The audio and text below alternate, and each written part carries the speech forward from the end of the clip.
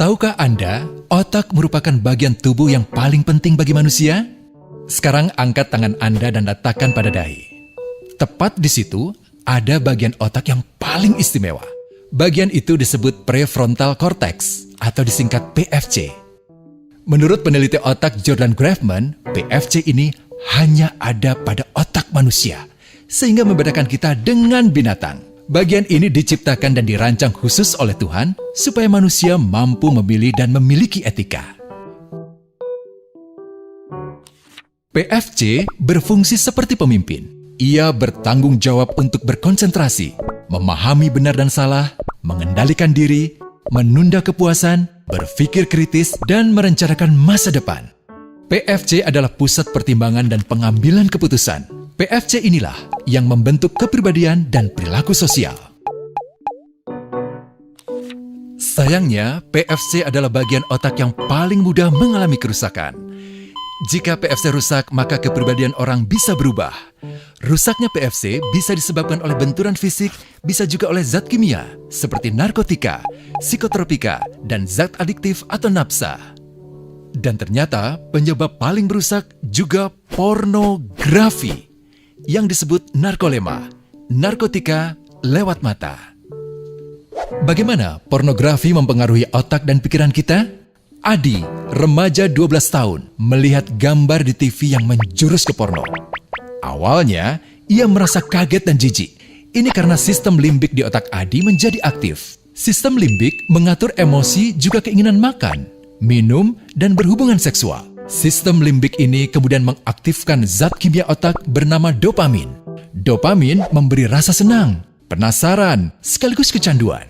Zat ini juga aktif jika orang mengkonsumsi nafsa. Oleh karena itu, sifat candu pornografi sama dengan sifat candu nafsa.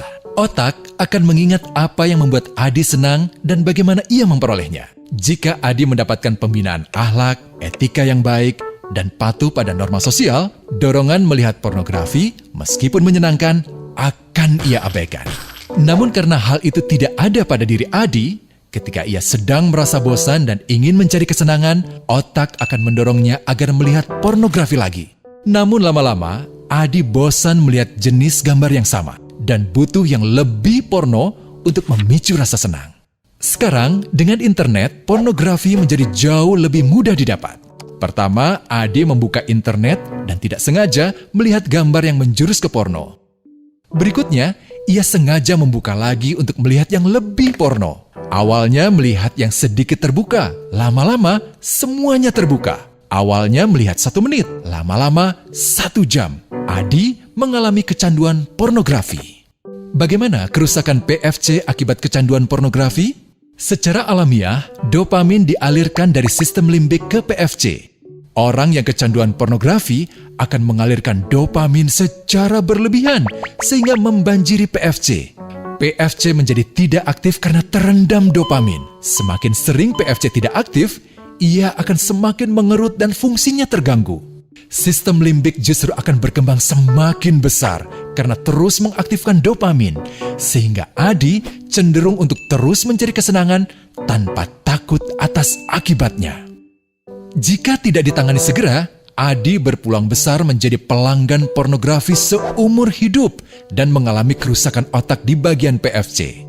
Awalnya, ia akan kehilangan konsentrasi, penurunan kemampuan menimbang benar dan salah, serta berkurangnya kemampuan mengambil keputusan.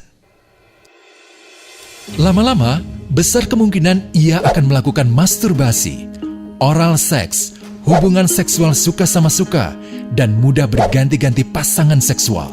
Pernikahan dianggap tidak penting, pasangan dianggap hanya sebagai objek seksual semata, cenderung merendahkan derajat dan kehormatan lawan jenis.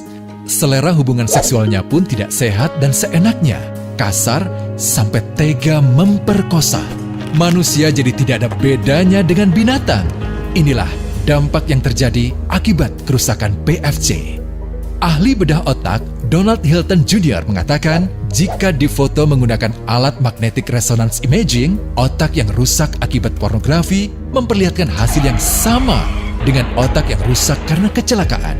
Ia juga mengatakan, berbeda dengan dampak nafsa yang merusak otak di 3 bagian, pecandu pornografi yang sudah melakukan hubungan seks dengan anak-anak mengalami kerusakan otak di 5 bagian. Terbukti, pornografi pada anak lebih bersifat merusak karena PFC belum matang dengan sempurna. Tapi untungnya, otak anak yang belum sempurna ini masih mudah dibentuk. Pengaruh pornografi bisa lebih mudah dihilangkan asal ada usaha untuk memulihkan dengan sabar, terutama oleh ayah ibu, keluarga, dan orang terdekat. Pelajari bagaimana mencegah dan menangani anak yang terkena pornografi. Mari lindungi generasi kita dari bencana pornografi dan kejahatan seksual.